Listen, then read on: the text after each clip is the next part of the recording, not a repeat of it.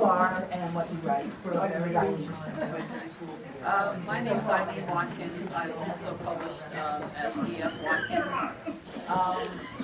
I've been publishing for about... Eileen, can you speak up a little louder? Yeah. I've been in print for about 13 years. I primarily published up until recently with a large cyber publisher. I won't go into detail because it looks like it's going to come out in the questions here. And most of my books up until then have been paranormal. I've got a new cozy mystery series coming out that is about a cat groomer sleuth. We'll probably hear more about that also.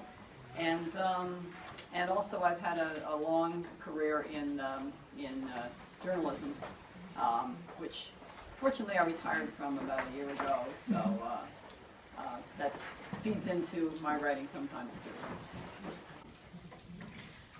I'm Roberta Rogo.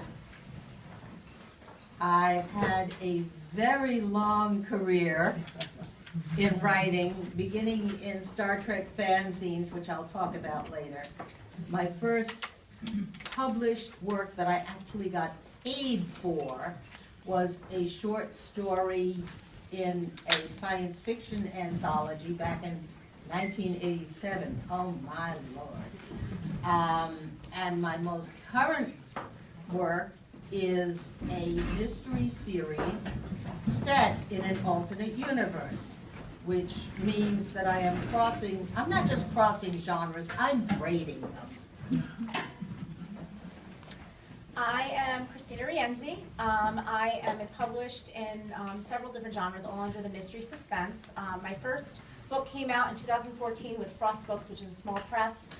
It's paranormal suspense, and the follow-up to that came out last year in December. I also have 2 mainstream thriller novellas out, as well as a short story anthology. And I'm currently working on, well, I finished a sci-fi thriller and a cozy mystery, both of which I pitched to agents, so I'm submitting those, so crossing my fingers on that. And my background is in psychology. I have my master's in counseling psychology. I worked in as a therapist for a few years before I decided to take that to the business side and work in human resources. So I try to bring a lot of that psychology and behavior to my writing. I'm Joanne Ricapa. I write the Jersey Girl Cozy Mystery Series.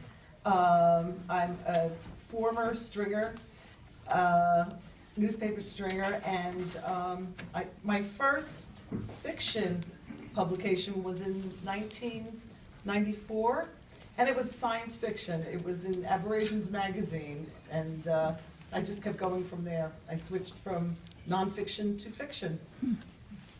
Hi, I'm Linda Rollins. The first thing I ever wrote was in 5th grade, 3 chapters of a Nancy Drew-like mystery. The first thing that I officially published was in 2011. I have 4 books out. The first 3 are a religious mystery series with recurring characters, and then last year I published Misty Manor, which is a cozy mystery series that takes place at the New Jersey Shore. My background is in medicine. I've done a lot in medicine over 30 years. I'm actually a physician, board certified, and a clinical director of a large health network. So I do a lot of stuff that involves medical types of situations, few autopsies, and fun things like that. Thank you. Okay, my first question for everybody is, what started you on a life of crime? Nancy Drew, Agatha Christie, and we'll start with Linda. Okay, so I was a voracious reader when I was a child. So by 5th grade, I read all of the Nancy Drew Hardy Boys. I was in love with the Hardy Boys, and I have to tell you, I was a Sean Cassidy generation. So when Hardy Boys came out and Sean was there, I was just in love. But during that same time, I would always go to my grandmother's house, and I would read Emily Loring, Phyllis Whitney. I would read, of course, Mary Higgins Clark. So I had a lot of that type of mystery. I absolutely loved it. High school, I got into a little bit more sci-fi and horror with Stephen King and J.L. Tolkien and things like that.